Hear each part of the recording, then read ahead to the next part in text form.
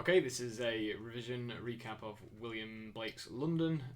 We'll go through the main events in each of the key stanzas, the key quotations, and the sort of things you need to remember to get a really good mark in the next couple of minutes.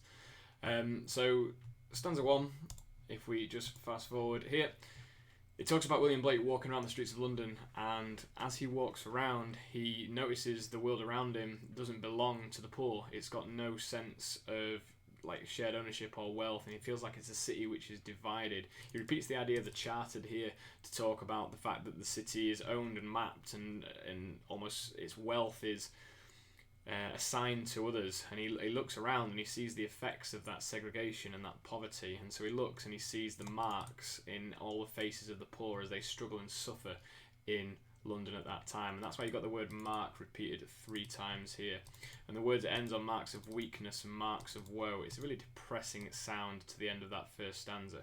Okay, so it starts off an image of inequality and division.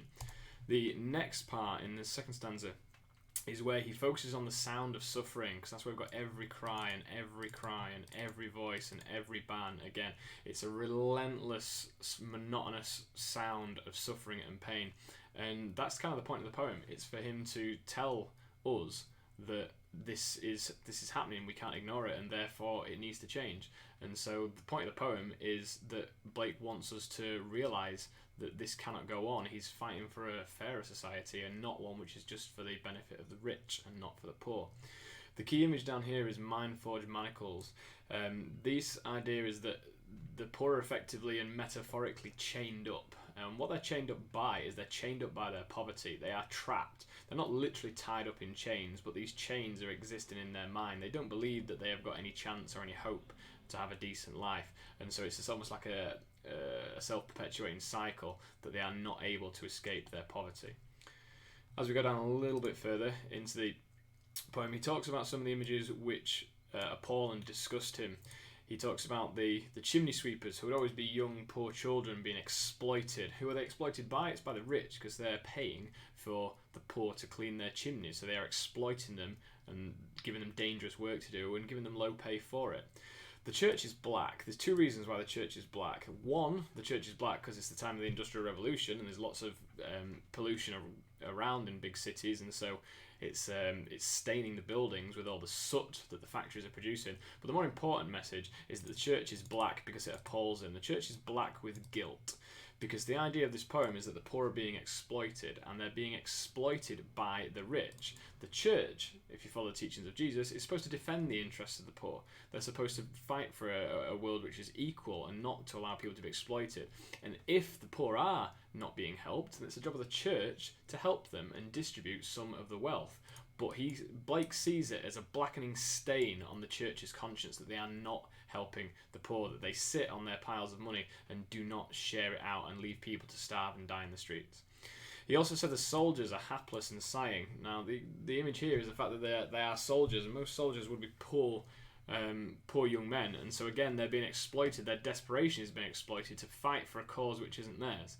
And then when they die for that cause that isn't theirs, their blood is on the hands of the palace. The palace here representing a symbol of the government, the fact that they have, metaphorically, blood on their hands. So again, it's a real direct message to those in power to say that you can't go on having a society which is so divided like this. Down towards the bottom, the most important thing you hear is in the midnight streets. A lonely dark time is how the youthful harlot curses.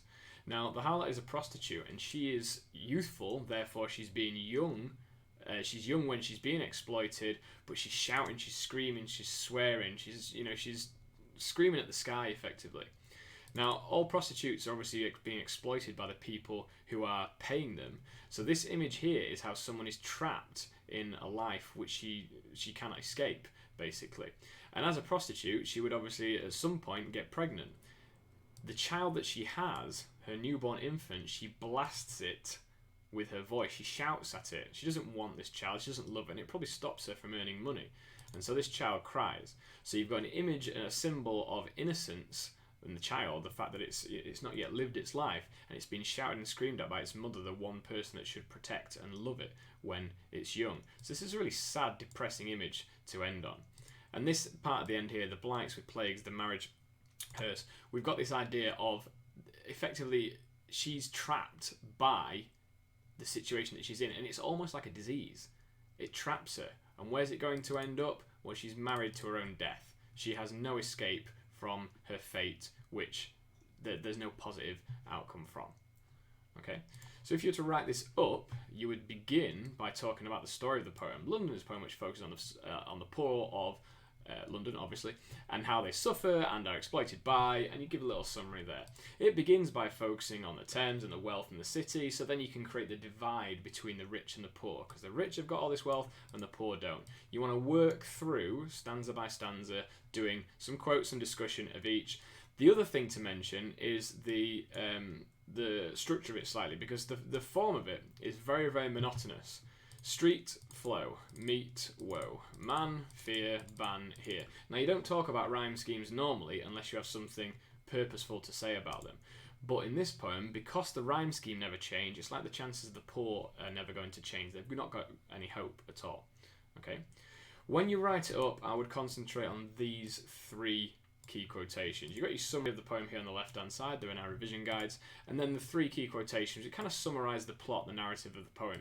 You've got the suffering of the poor at the beginning. You've got the fact that the poor cannot escape their fates. They are trapped and tied to them. And he blames institutions of power, the government, the church, for not helping these people.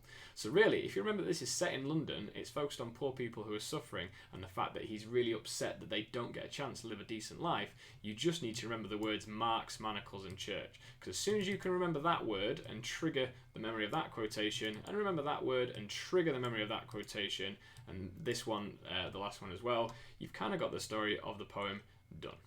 Okay?